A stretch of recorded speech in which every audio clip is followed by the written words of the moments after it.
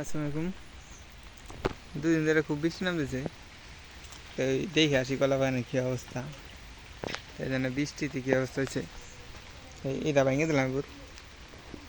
কলা মোটামুটি মাসাল্লাহ ভালো আছে। এই যে কাইন, ওই যে কাইন, ওখানটা মোটামুটি অনেক বড় হয়েছে। মানে এইখানটা বড় হয়েছে, ওইটাও বড় হয়েছে।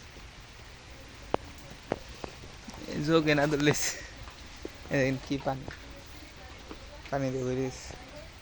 ওই যে কাইন, এই যে কাইন, এই যে কাইন, ওই সাইডে আছে, এই সাইডে আছে। যোগে না ধরলেছে, তা তো নামলাম পানির মধ্যে। এই ড্রেন কাটায় দেখছেন কি উপকার হয়েছে। এই যে মনে করেন দুইটা কলা গাছের মাঝখানে যে ড্রেন, ড্রেনের গাছের গোড়ায় কিন্তু পানি নেই। যা বৃষ্টি পানি আছে ড্রেনে জমা হয়েছে, তারপরেও পানি উঠছে। কিন্তু যদি এই ড্রেনটা না থাকতো তাহলে আরও পানি উঠতো।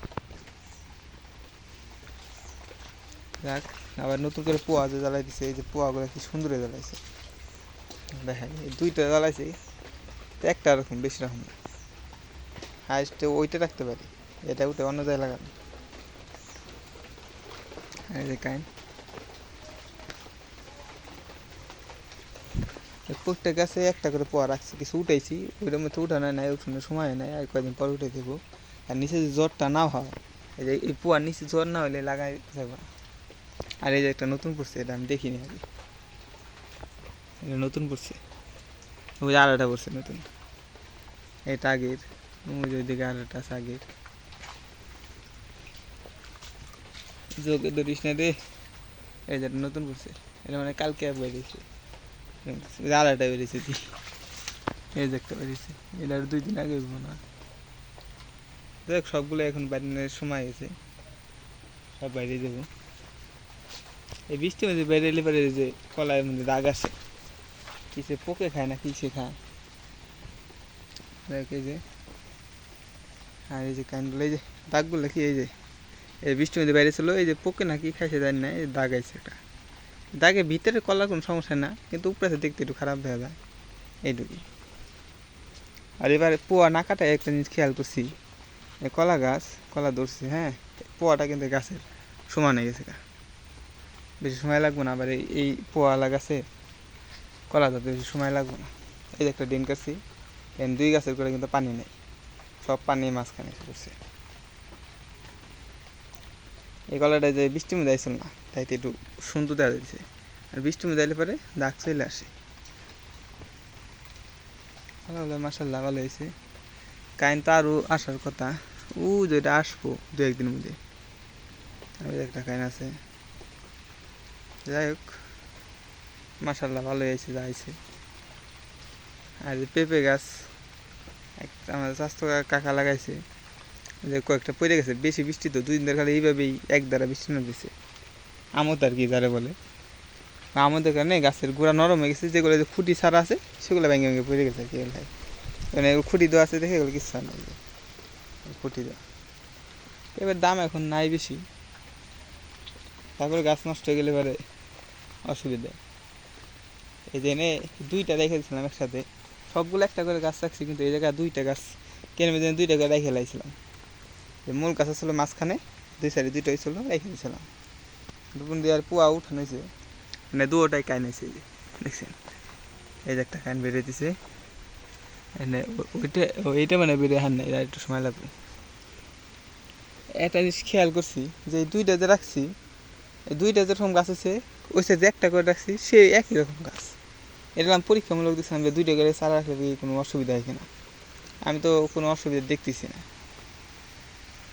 তারপরেও 2টা করে রাখুন না, ওই যে ওইভাবে রাখুন। ওই যে মনে করেন একটা হয়েছে পোয়া নিচে, যেটা প্রথম মাস করে রেখে দিচ্ছি, ওরা কাটিনি, তাই মনে করেন এটা কাইনাস পর ওরা গাছের সমান হয়ে যাবো, এমনি রাখুন সিরিয়ালভাবে। আবার ওইটা যেমন একটু ফুল চলে আসবো, ফুল চলে আসলে আসার আগেই তাই আবার একটা পোয়া রেখে দিব। আর এই সাইডের বাগানে আমি একটা জিনিস খেয়াল করছি, একটু অভিজ্ঞতাটা বলি আর কি। প্রথম বছর আর কি যে গাছ চারা লাগানো হয়, ওই গাছটা তেমন ভালো হয় না, আর তেমন ফলন ওই রেখে আশা করা যায় না। যেমন ওই যে প্রথমবার লাগাইছি, কাছে যাই দেখাই, ওইটা তেমন আমি ভালো আশা করি না। কিন্তু এই পরের বছরে এই গাছের গোড়াতে যে পোয়াটা হইব, নতুন শাখা বেরাইব বা চারা বেরাইব, ওইটা থেকে ভালো আশা করা যায়। আর ওইটা থেকে অনেক জলদিও আসে চারাগুলো, যেমন এগুলো নতুন লাগানো হয়েছে, সেই হিসেবে নতুন লাগানো হিসেবে মোটামুটি আলহামদুলিল্লাহ ভালো হয়েছে। এই খাতে প্রচুর গনুকের লাগাইছে আমি একটু পরীক্ষামূলকভাবে দেখার জন্য।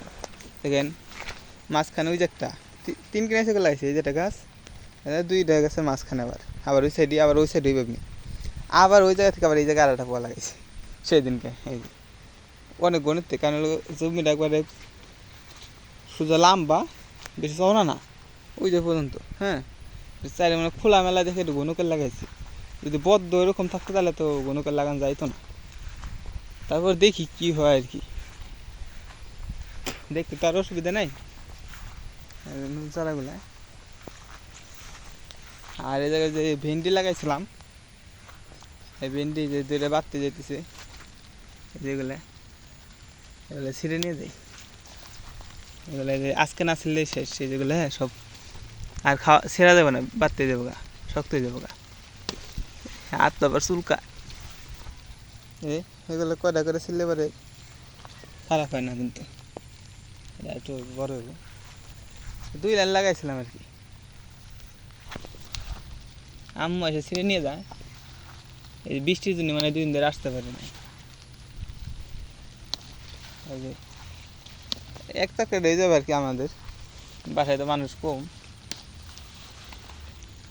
হাতে আটতেছে না।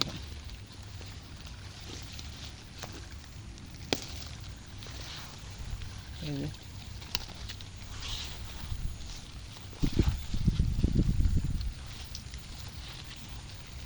নামাই নিতে এক হাত দে, করা যায় না, নামাই পরে নিমুনি।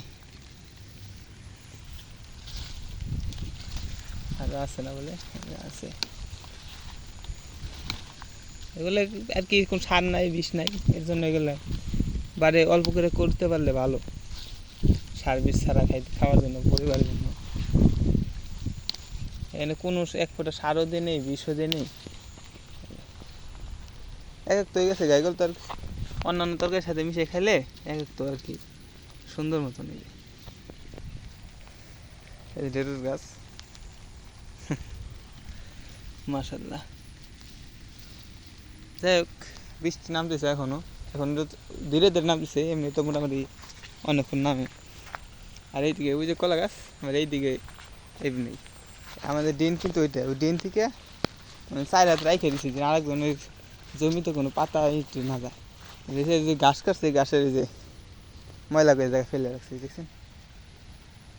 কলা গাছ মনে করে যে এর কোনো অনেক কিছু নাই, খালি ফেলাই রেখে দেয়। কী বলবো, এই যে মাঝখানটা রেখে দিলে কিন্তু অসুবিধা আছে না, খেতের ভিতরে রাখছে। যাই হোক, বৃষ্টিতে যে পানি গেছে, এখন ধান লাগাই আবার, আমন ধান লাগানোর সিজন। আর এক পর্যায়ে কেন আর এটা আমার একটু বৃষ্টির কারণে একটু আর কি এখনো কেউ আসে নাই, বসে না। যাই হোক, আজকের জন্য এই পর্যন্ত। আল্লাহ হাফিজ, ভালো থাকবেন।